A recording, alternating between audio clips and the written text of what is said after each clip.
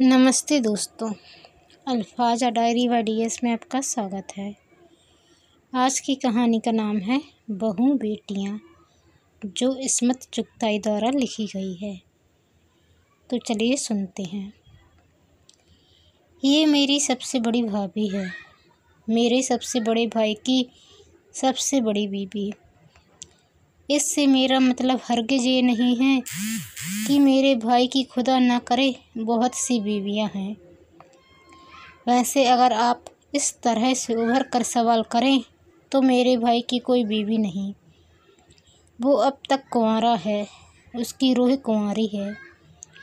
वैसे दुनिया की नज़रों में वो बड़ी भाभी का खुदा मजाजी है और पौन दर्जन बच्चों का बाप है।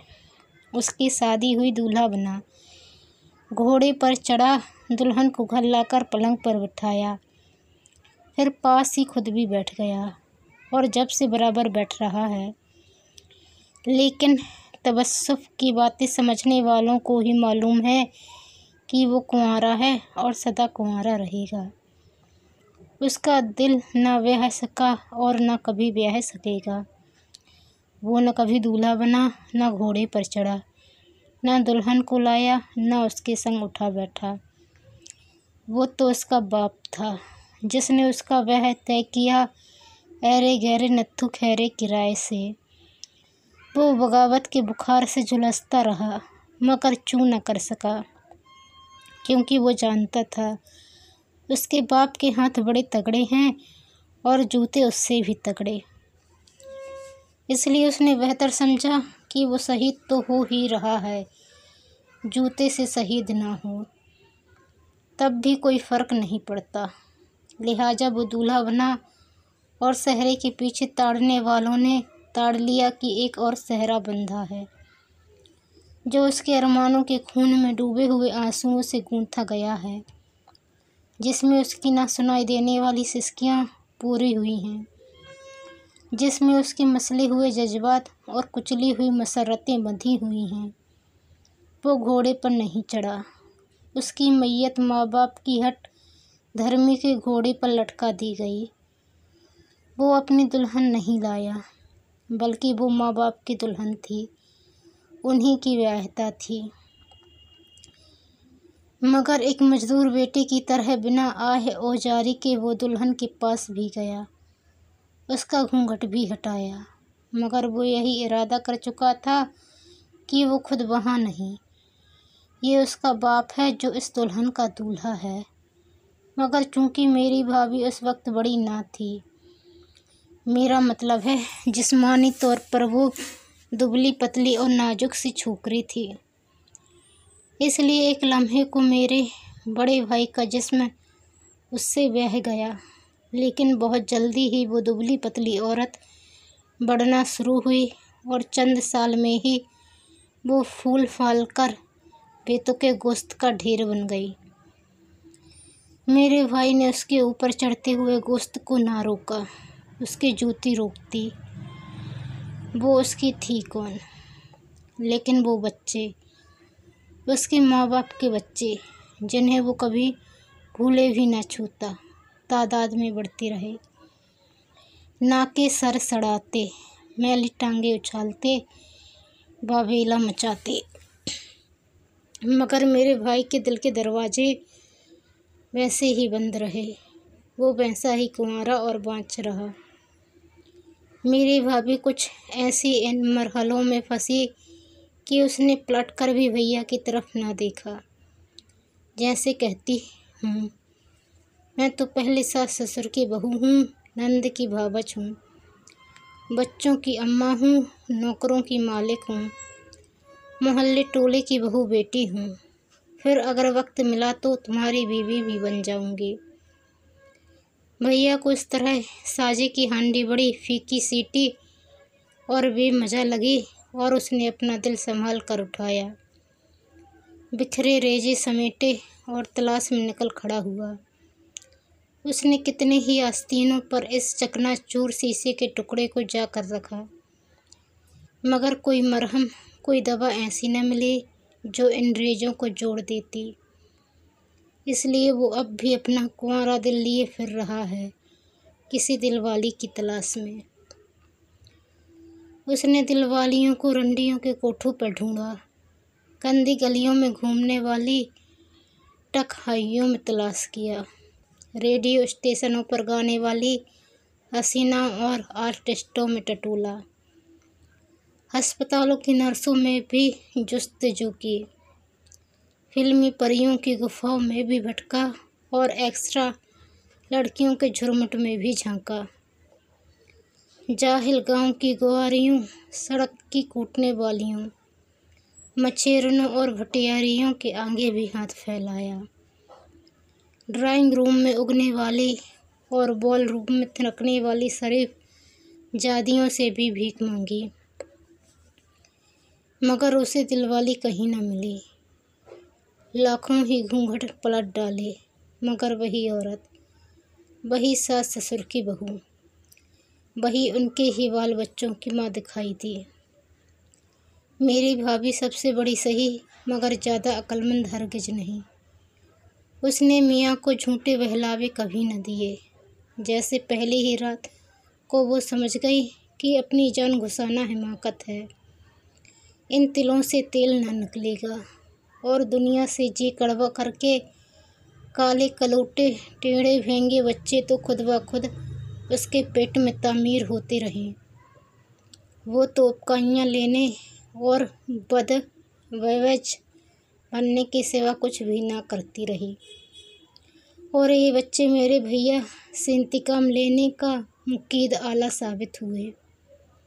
जब नाक चाटते, नंग धड़ंग बिसूरते हुए कैंचुए किसी महफिल या पार्टी में मेरे भैया को छू देते हैं, तो वो ऐसे उछल पड़ते हैं जैसे बिच्छू ने चटक लिया हो।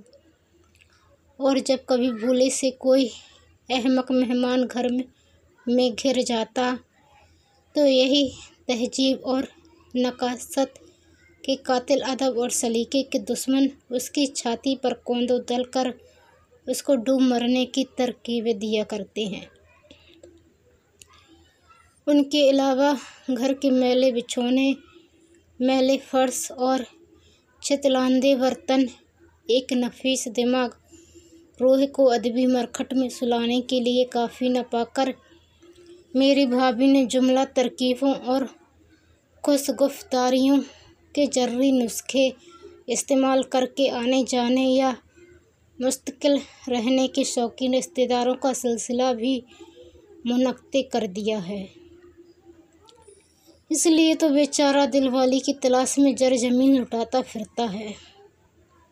कभी कभी कोई महबूबा दिलनवाज मौका पाकर उसका फर्नीचर फरोख्त करके मकान पगड़ी पर उठाकर हत्ता कि उसके कपड़े भी अपने नए आशिक के लिए लेकर भाग जाती है, और वो फिर वैसा ही लंडोरा और यतीम रह जाता है। वैसे भी उसे इश्क रास नहीं आता। जहाँ के लोग आवारगी करते हैं, पर घंटियाँ किसी के गले में नहीं लटक जाती।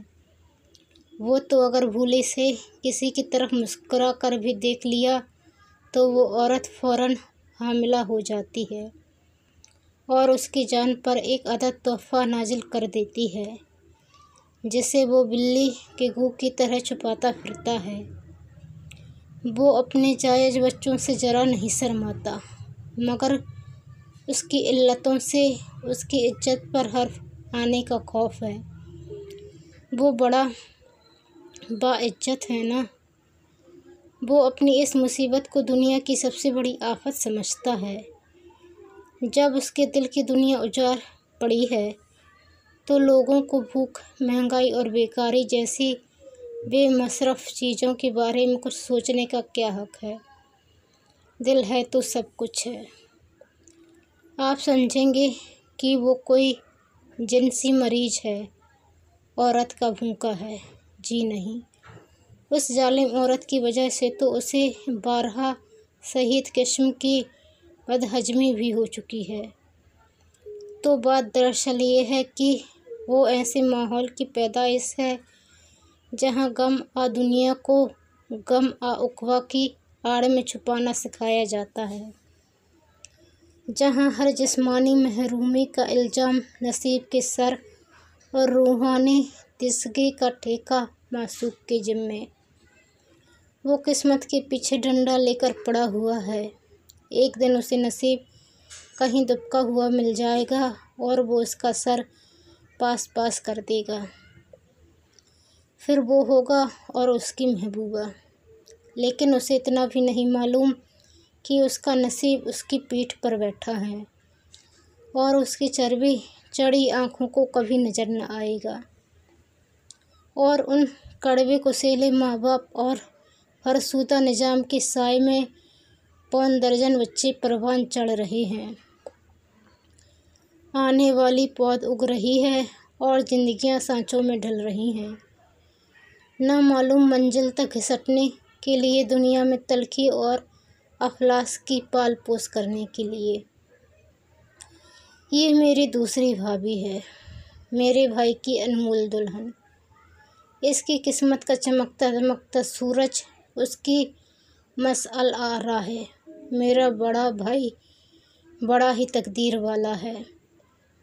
उसने एक गरीब घर में जन्म लिया। सर्दियों की अधमरी रोशनी में पढ़ पढ़ कर एक दिन जब रोशन सितारे की तरह जगमगाया तो एक बड़ी सी मछली आई और उसे साबित निकल गई। जूं ही उसने अव्वल नंबरों से बीए पास किया, नवाब घुम्मन की नज़र आ इतलीफ़ात उस पर पड़ गई। न जाने किधर के रिश्ते नाते जोड़ तोड़ कर प्रोफेसरों के जरिए कांटा मारा और देखते ही एक छोड़ हजार जान से उस पर फरेफ्ता हो गए। फिर उसे अपनी सबसे चहेती बांदी की सबसे लाडली बेटी को बख्श दिया। वादा बहुतेरा फुत के, मगर एक तरफ तो थी नवाबजादी और इंग्लैंड जाने का खर्चा और दूसरी तरफ खूसड़ बाप और अपाहिज माँ और बिन ब्याही बहनों की पलटन और अध पड़े भाइयों की फौज। जाहिर है कि बाजी बड़े हल्क वाली मछली के हाथ रही और बकिया जोंके मुँह देखती रह गई। चटमंगनी पट गया है। अम्मा को समधन बनने का शौक़, बहनों को नेग उड़ाने की तमन्ना दिल ही दिल में रह गई और पूत पतंगा बनकर 7 समुंदर पार उड़ गया। अम्मा ने जी पर पत्थर रख लिया था कि बला से हड्डी नीची है तो जहेज ही से आंसू बुझ जाएंगे। माशा अल्लाह, इतने सामान से पलटन के 2-4 सिपाही तो लैस हो जाएंगे। दूल्हे की सलामी से ही 2-3 भाइयों की नाप पार उतर जाएगी। मगर सारे अरमान, सारे हौसले फिर से उड़ गए जब नवाब की एक कोठी दुल्हन का मायका और दूसरी ससुराल बनी और बहू एक कोठी से दूसरी कोठी को ब्याह दी गई। इंग्लैंड से लौटकर दूल्हा ब्याह कर ससुराल चला गया और अम्मा बाबा नए सिरे से दूसरा पौधा सींचने में जुट गए। फिर किसी दिन इस पौधे के चिकने चिकने पात किसी बागवान को नज़र आ गए तो वो भी उसे भी इस घूरे से समेट कर अपने सर हाउस में ले जाकर रख देगा और अम्मा बाबा एड़ियाँ रगड़ते आखिरी मंजिल को जाकर पकड़ लेंगे।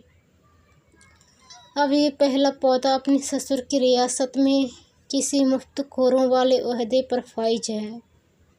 अलावा तनख्वाह के मोटर, घोड़ा गाड़ी, कोठी बंगला, नौकर चाकर और एक अदद नवाबजादी उसे मिली हुई है।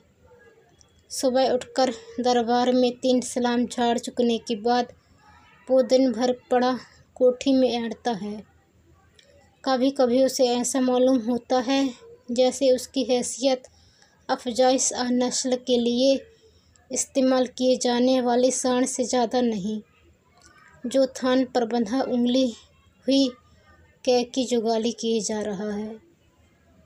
उसकी बीवी यानी नवाबजादी कभी उसके गलीज घर न आती, मगर जब बूढ़े बाप ने दुनिया की जंग से आजिज आकर हथियार डाल दिए तो वो मैं अपने पूरे तामझाम के 2 घड़ी को आई।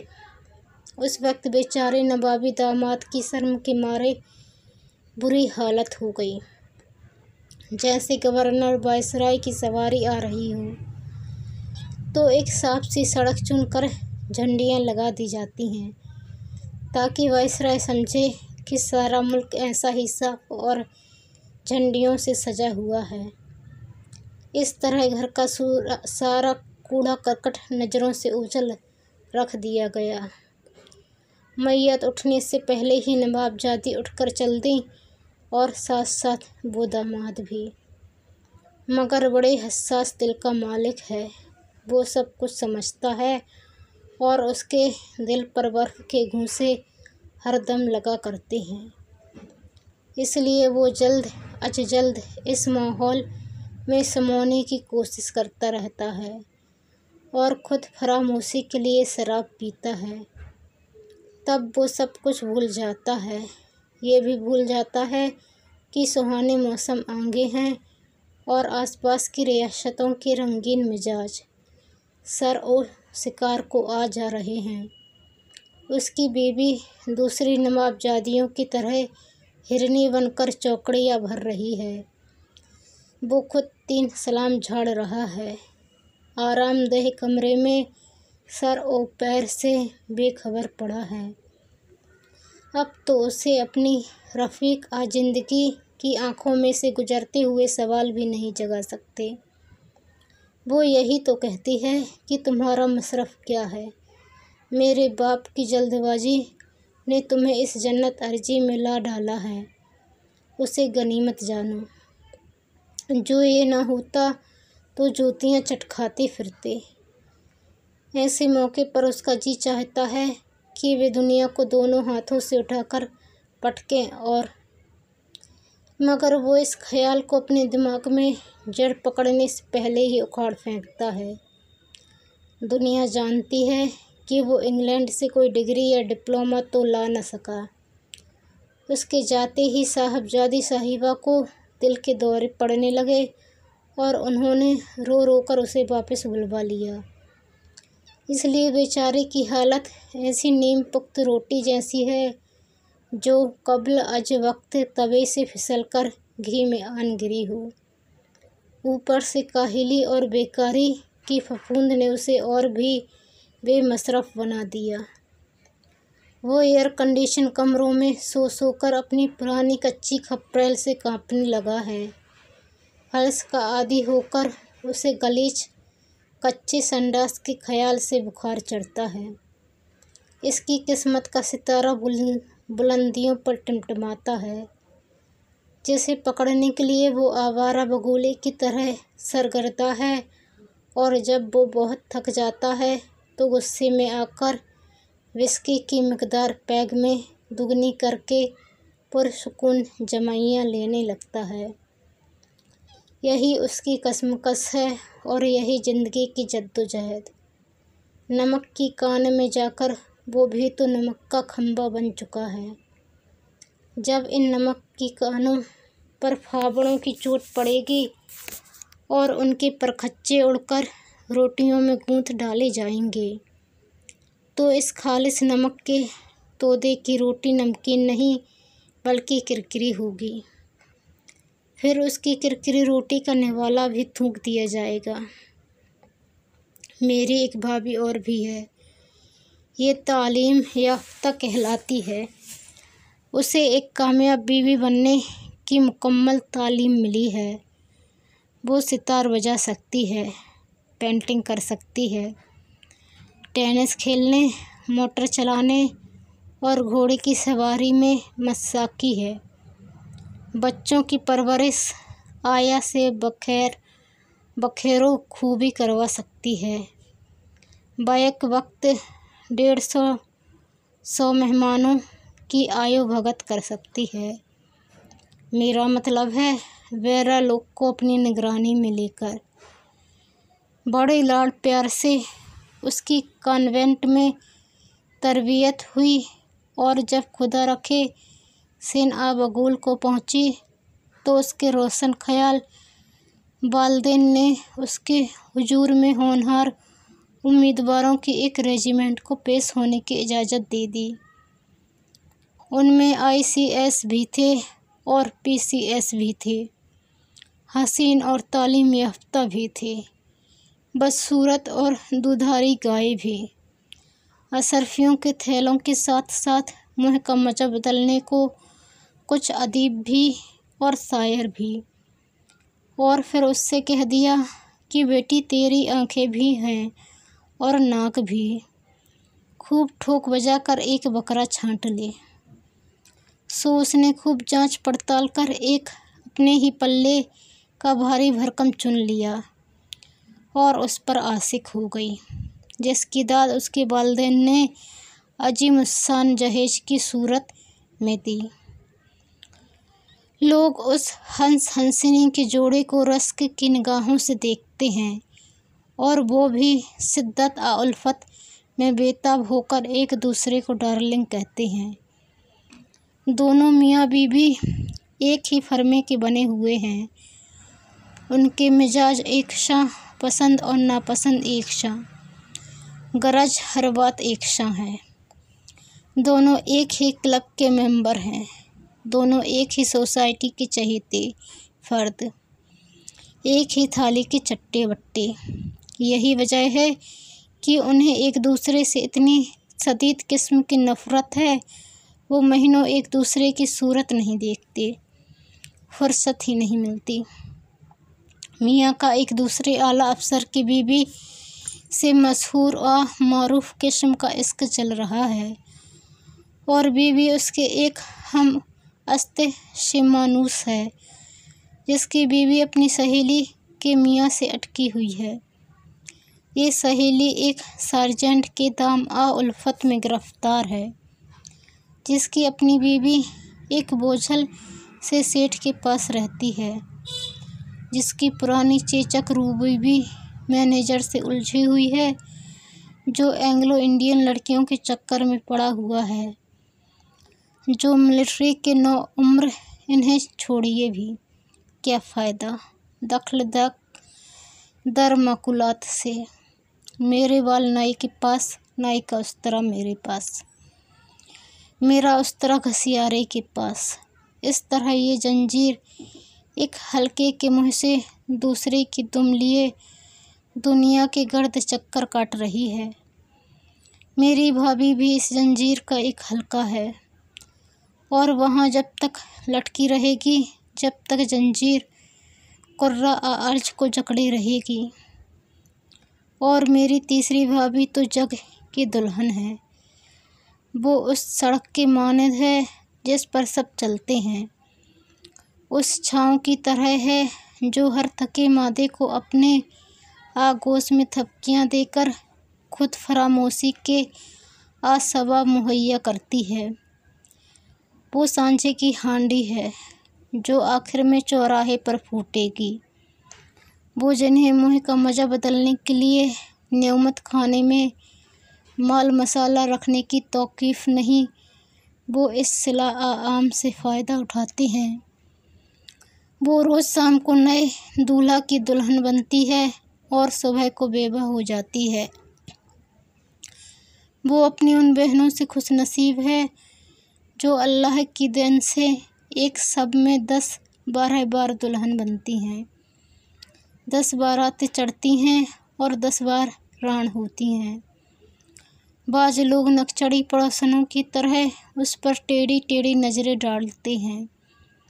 उनका ख्याल है कि वो कुछ नीच है, कोई गुनाह कर रही है,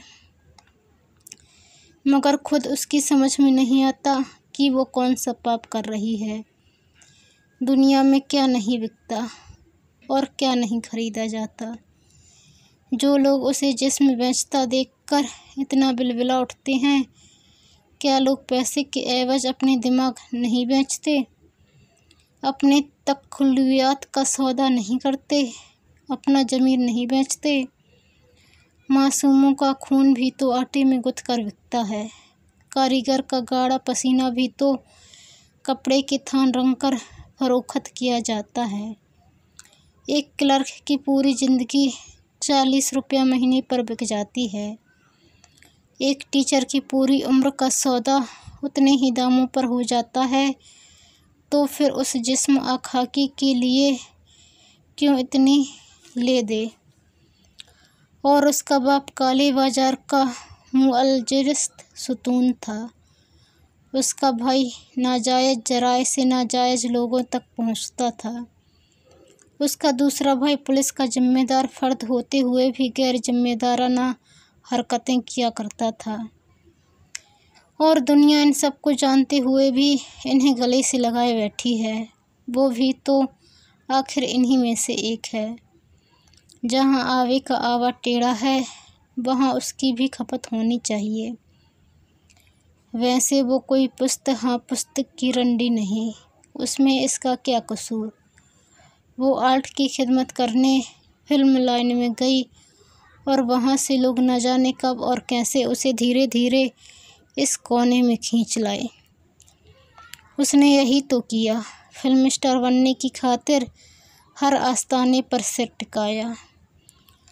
फाइनेंसर से लेकर एक्टर तक के घर की खाक छानते छानते वो खुद छलनी बन गई। इस गड़बड़ में वो न जाने कौन सा रिहर्सल गलत कर गई, जो बजाय आसमान फिल्म का दरख्वास सितारा बनाने के वो यहाँ सड़क के किनारे टिमटिमाने लगी। यही नहीं कि उसने शादी न की हो, उसने इस कूचे की भी दस्त पैमाई कर के देख ली, मगर शादी के चंद ही महीने बाद उसका मियाँ हस्ब मामूल इधर उधर जाने लगा। वो शायद तंगी तुरसी में भी गुजर कर लेती, मगर वो तो जितने पैर सिकोड़ती गई उतनी ही वो चादर कतरता गया। सिवाय बीवी बनने के उसे और कोई हुनर न आता था। वो चाहती तो 30-35 की उस्तानीगिरी कर लेती, मगर इतने रुपए से तो उसे शैम्पू का खर्च चलाने की भी आदत न थी। यह अस्पताल में नर्स बनने की कोशिश करती और 60 रुपए के एवज खून, पीप, खांसी, बुखार के दस्त में कलाबाजियाँ खाती।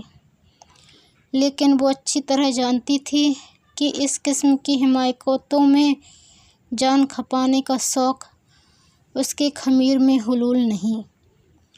मजबूरन उसने फिल्म के दरवाजे पर दस्तक देनी पड़ी। रंगीन फिल्म हिंदुस्तान में बनती तो शायद उसका मैदा साहब रंग कुछ वर्क पेशियाँ कर सकता, लेकिन इन काली सफ़ेद फिल्मों में उसकी चौड़ी चकली नाक और चुंधी आँखों ने उसकी लुटिया डुबो दी। 2-4 थकी हारी फिल्में बनाकर वो फाइनेंसर की आगोश में गिरकर डायरेक्टर के पास आई। वहाँ से फिसली तो हीरो और साइड हीरो के हत्थे चढ़ी। उसके बाद एक कैमरामैन लपका, वहाँ से जो टपकी तो कार गुमनामी में खिसक गई, और जब आँख खुली तो उसने खुद को इस बाजार हुस्न में मुअल्लक पाया। मगर वो अब बड़ी समझदार हो गई है, अपने ग्राहकों को बड़ी होशियारी से नापती तौलती। अगर किसी दिन कोई मोटी मुर्गी, बदसूरत बीवी और गलीच बच्चों की हंकाली हाथ आ गई तो वो उसे अपना मुस्तकिल गाहक बना डालेगी और सरकार से इस इस्तिकलाल का सर्टिफिकेट हासिल करके काले बाजार के आइंदा सुतून तामीर करना शुरू कर देगी। ये हैं आदम ओ हब्बा के जानशीन, तकलीफ़ के अलमबरदार और दुनिया की गाड़ी को चलाने वाले, जो बजाय चलाने के उसे लात घूंसों से आगे पीछे ढकेल रहे हैं। मगर ठहरिए, मेरी एक और भाभी है, पर वो न जाने कहाँ है। मैंने एक आध बार सिर्फ उसकी झलक देखी है। कभी उसके माथे पर ढलके हुए जरतार आंचल को देखा है, मगर उसे परचम बनते नहीं देखा। उनकी दूध ऐसी पेशानी पर मेहनत की अफसोना चुन्नी देखी है, मगर इस अफसिया में ऊंदा पीले नीले सब रंग हैं और सुहाग की सुर्खी की झलक नज़र नहीं आती। मैंने उसकी हसीन उंगलियां तो देखी हैं, मगर उन्हें उलझे बालों का पैंच ओखम सुलझाते नहीं देखा। उसकी सांवली शाम को शरमाने वाली जुल्फ़ों की घटाएं देखी हैं, मगर उन्हें किसी के थके हुए सहनों पर परेशान होते नहीं देखा।